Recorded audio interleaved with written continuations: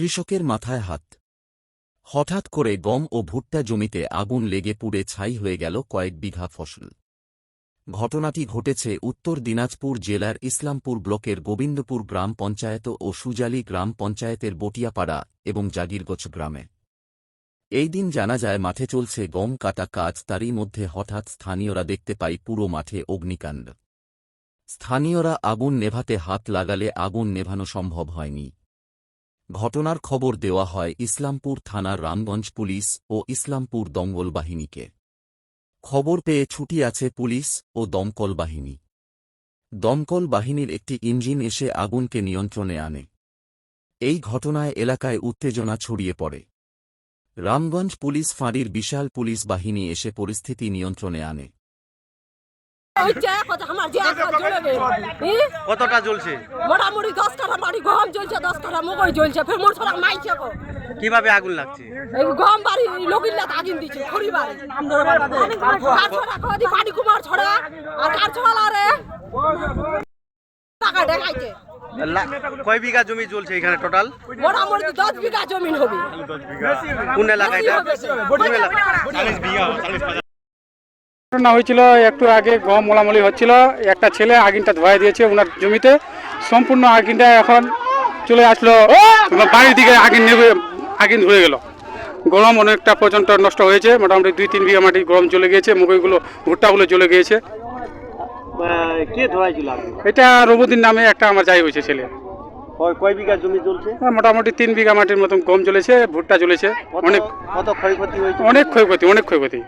কত লক্ষ টাকা হতে পারে? মোটামুটি 10-15 লক্ষ টাকা হয়ে যাবে। কোন জায়গা এটা? এটা জাগিরগঞ্জ ভদ্রকালী।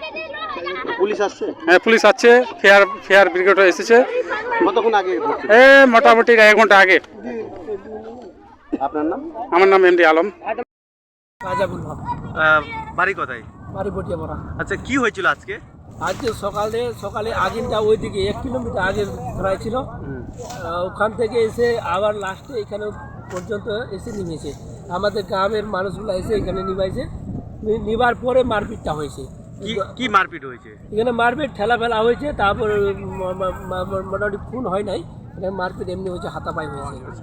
তারপরে এখানে যাইব যে 2-3টা ছেলে গাঞ্জা খেয়ে এসে মারপিটটা করেছে। কি জ্বলছে এখানে?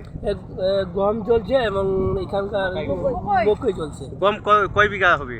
গম মোটামুটি 15 বিঘা। এখানে টোটাল 15 বিঘা আছে। 15 বিঘার মধ্যে এখানে 10 কাঠার মতো চলেছে। কত টাকার ক্ষয়ক্ষতি হতে পারে এগুলো?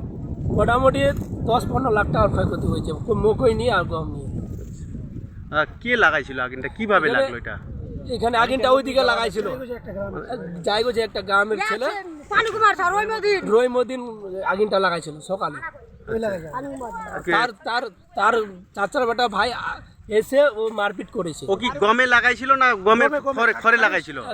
গমে কাটার পরে লাগাইছিল। কাটার পরে লাগাইছিল। ওকে মানা করেছে, ওকে মানা করেছে তুমি আগুন না লাগাও। তারপরে না কথা শুনে ও আগুনটা লাগাইছে। এই যে চাষের জমিতে এগুলোতে কিন্তু আগুন লাগা দণ্ডনীয় অপরাধ, কি বলবেন? দণ্ডনীয় অপরাধ। আমরা চাই ওর সরকার থেকে ওকে যা অপরাধ করেছে তার যেন শাস্তি হয়। পুলিশ আসছিল? পুলিশ আসছিল, এখন নিয়ন্ত্রণে আছে। ফায়ার ব্রিগেড আসছিল? কয়টা ইঞ্জিন আসছিল? কয়টা গাড়ি ফায়ার ব্রিগেডের? দুইটা আসছিল। ফায়ার ব্রিগেডের 2টা গাড়ি আসছিল? আচ্ছা, কি নাম আপনার? রাজা বলো। লাগানোর সাথে সাথে এখানে 2টা গ্রামে কয়েকটা লোক বলছিল যে অমুক লাগিয়েছে, আর এই গ্রামের লোক বলছে ওরা লাগিয়েছে। এই কেন্দ্র করে অনেক বর্ষা হয়েছে। তারপরে আমরা যখন যাই, পুলিশ প্রশাসন আসে, তারপরে আমরা বলি যে যেহেতু তোমরা একে অপরকে বলছো, তো এইগুলো প্রশাসনের কাছে লিখিতভাবে অভিযোগ করো, আর না হলে এটা বসে মীমাংসা করো। আর এইরকম ঘটনা কেউ যেন আর না করে, আগুন যেন কেউ না লাগায়। এই আগুন লাগানোটা কিন্তু খুব বড় একটা ভুল। কেন ওখানে আশপাশে গ্রামগুলো আছে, রাজবংশী পাড়া আছে, মোমেডান পাড়া আছে, 3-4টা, 2টা রাজবংশী পাড়া আছে। এগুলো গ্রামে ঢুকে যেত। প্রায় 500-1000 লোকের মতো ছিল যে আগুনগুলো নিভিয়ে প্রশাসনও ধরেছে। হাত দিয়ে প্রশাসন হেল্প যেটা করেছে আমি দেখলাম আজকে, জাহাঙ্গীরবাবু সুপ্রিয় হিসাবে ওনার প্রশাসন ভালোই সাথ দিয়েছে। তো এখন এলাকা খুব ভালো আছে। এখন আগুনটা নিভে গেছে। আমি কৃষি দপ্তরকে বলবো, আমাদের ইসলামপুর কৃষি দপ্তর বিডিও সাহেবকে বলবো, বিডিও সাহেবাকে বলবো যে আপনারা যেগুলো ক্ষতি হয়েছে এদের ক্ষতিপূরণের একটা ব্যবস্থা করেন। আমরা সভাপতিকেও বলবো, আমাদের প্রধান আছে দুটা পঞ্চায়েতেরই, আমাদের গোবিন্দপুর পঞ্চায়েত এবং সুজালি পঞ্চায়েত, দুটা পঞ্চায়েতেরই লোকের ওখানে ফসল আছে। কয় বিঘা নষ্ট হয়েছে?